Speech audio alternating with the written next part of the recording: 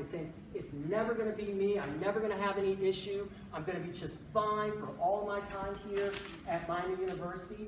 And whereas that might be the case for some people, some of us struggle at times, and sometimes we need help, and sometimes we need support. And so they're going to spend just a few moments tonight talking a little bit about their experience, hopefully have a chance to answer maybe some questions, but just to let you know that this is real and that people can get help and support. So I'll turn it over to you all. My name is Jessica. I graduated in 2016. I played basketball here. I'm originally from Indiana. My major was health promotion and education. I actually continued my education to go to University of Cincinnati for my master's in health promotion and education. I currently work for TriHealth as a fitness specialist. My name is Chuck Thus, and I came to Miami in 1991. Originally a Canadian citizen, and I was a walk-on goaltender back in 1991. I ended up graduating with a double major and a minor, and also worked a part-time job while I was here at Miami, doing all of my varsity and club duties, which I'll get into in a little bit. You want me to go? All right. Quick question, how many of you have suffered any kind of an injury during your playing career? Just a show of hands. Pretty crazy question, right? Because we're all athletes, we've all suffered some sort of an injury. Now, how many of you have suffered from anxiety or depression? A lot more admitted it than I thought, and I'm very proud of you, because it takes a lot of guts to put your hand up. Do you guys know that 25 to 30% of college athletes today deal with either anxiety, depression, or both? It's the #1 problem in NCAA sports today. So just taking a quick look, there's 25 to 30 of you in this room right now, whether you know it or not, are dealing with it. And believe it or not, I was one of those kids, and I'm going to call you kids, I'm a little bit older now. I was one of those student athletes that was dealing with it, just had no idea that I was. And I know that sounds kind of crazy. How does he not know that he's dealing with anxiety? I'll get into that in just a minute. But I came to Miami in 1991 as a walk-on goaltender. And for the first 3 years of my career, it was pretty much up and down, all over the map. You name it, it happened. I would participate in all the off-ice activities that you guys do today, although it was quite different back in the 90s. We were up at 6 o'clock in the morning, doing workouts, go to class at 8 till 2, head to the rink for practice at 3.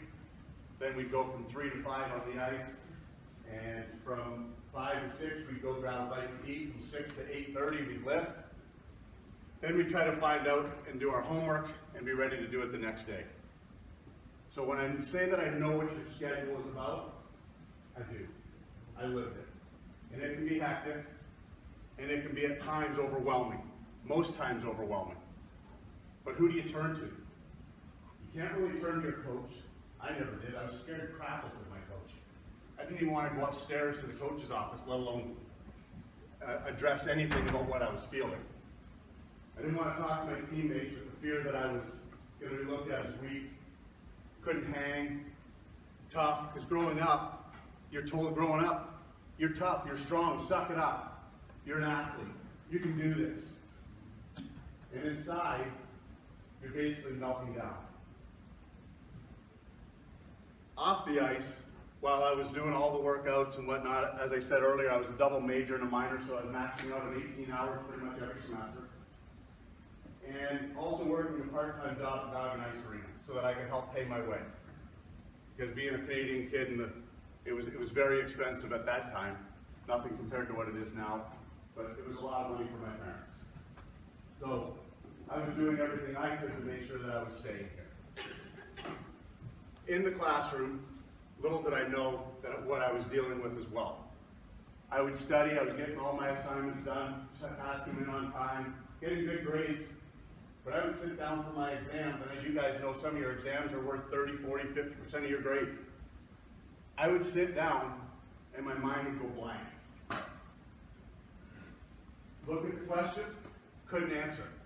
Had no idea what was on that page. And you talk about freak out, when you think about 50% of your grade, and you just went blank, that's what I went through. 90s, nobody knew what it was. Nobody talked about it. I didn't ask for help. I didn't know what it was. Looking back now, I was dealing with anxiety. I had no idea though. Fast forward to after my sophomore year, as you guys probably will, if you haven't done it yet, but you will, you'll have your end of year meetings with your coach. I sit in my end of the year meeting and my coach looks at me and he asks me how my season went. Well, I didn't play, so, I feel like I'm getting better, I feel like I'm getting there. And he leans over the desk and he looks at me and he says, don't kid yourself, you're never going to play here. You need to transfer? I'll pick up the phone right now and I'll make some calls to some D3 schools and you can transfer. Like you, I was pretty competitive, that didn't sit very well. I got up and I said, Coach, with all due respect, I will play here. And I got up and slammed the door. I thought I was going to break the glass in the door. I was not very happy. Come back my junior year, and again, I was relegated to the club team. I didn't even get to participate in any of the training camp that we had. Still did all the off-ice workouts, all the training. I was in the weight room till 9:30, 10 o'clock. And just, I wasn't about to leave anything on the table. So after my junior year, which I think I got to practice 4 or 5 times with the varsity team, but the rest of the time was with the club team, my senior year was rolling around. Things finally started to look up a little bit. We had a new coaching staff. And after spending the summer here working with our goalie coach Mitch Horn and having the support of Coach Steve Cady, I finally got my chance. And I apologize if I get a little bit emotional, but when you lay it all on the line for 3 years, and then the assistant athletic director is the one that's pulling the string to make sure you get your opportunity, it can get a little real. So, first 3 games of the year I didn't play. We were in Bowling Green, down 6-2. Coach yells, Chuck, let's go, you're in. I looked at him, looking around, there's nobody else on the bench called Chuck, so I guess that was me. I threw my mask on, stood out on the ice, and I sat there and cried. I looked up and I said, I finally did it. I can't believe I did this. Hell, I didn't have to play another minute. If he pulled me right then, I would have been totally happy because I stepped on the ice for a varsity game. Come the rest of the way, I started my first game, 2 games later, beat Ohio State 4-2, and played every game but one the rest of the season. Ended up winning multiple awards. I was team MVP, all-league goalie, first team all-league. Pretty much you name the award that was available for hockey and I won it. And it was all capped off with being the first player in Miami hockey history to be a first-team All-American. I don't tell you that to impress you. I'm not here to impress you. I'm more here to impress upon you that you too can excel on the field, in the classroom, while dealing with some sort of a mental illness. The bonus and the benefit that you have is that you guys, and we're here to talk about it. It's up front, it's in the open. You're not looked down upon. In the 90s, we'd have been frowned upon to talk about it. Now, you're welcome. The doors are open everywhere for you guys to talk about it. As my career went on, I was fortunate enough to play 8 years of pro hockey. And the anxiety found its way into my pro game as well. I'd get sick before every game that I played. I was bent over a toilet tube.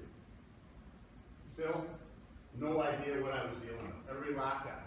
Look out, here he comes! And I'd be running to the toilet. No idea that it was anxiety. So after my playing career was over, and I had married my Miami sweetheart out of Miami Merger, and I have 2 beautiful daughters, the anxiety found its way into every aspect of my life. Still, no idea what it was, because it still wasn't largely talked about. 2008, 2009, I was driving down Interstate 10, trying to find a way to run my Yukon into a guardrail. So I didn't have to live like this anymore. I couldn't do it. I was done. I'm crying, can't hardly see, thinking about my 2 girls and my wife, what they'll do without me, and it didn't matter. I was in so much pain. I was in such a bad spot that I hit rock bottom. Fortunately, I made a decision to call a lady for help. And to be quite real and quite honest with you, had I not reached out and made that call, I wouldn't be standing here pacing and telling you my story today. I promise you. They'd be talking about my dash. Because I was that far gone, I was that deep in depression and anxiety. I couldn't do it anymore. Many days, couldn't get out of bed. Many days I couldn't eat, couldn't function, I couldn't walk some days. My body was so full of anxiety. But thank God, I made that call, and there were days after I made that call, I was still living hour to hour. The lady that helped me and still helps me today, she would say, it's 11 o'clock right now, I want you to call me at noon. I need you to make it till noon. Okay, I think I can do that. You sure? I think I can. And I would literally sit and cry for an hour until I could pick up the phone and talk to her. Here I am, I guess 8 or 9 years later, and it's only been the last 8 months that I've been able to share my story, that I've been able to talk about it. Because everybody's always pictured me to be the strong, the guy that did this miracle thing at Miami, by becoming the first team All-American, the strong guy. And you know what, it doesn't take away from any of that.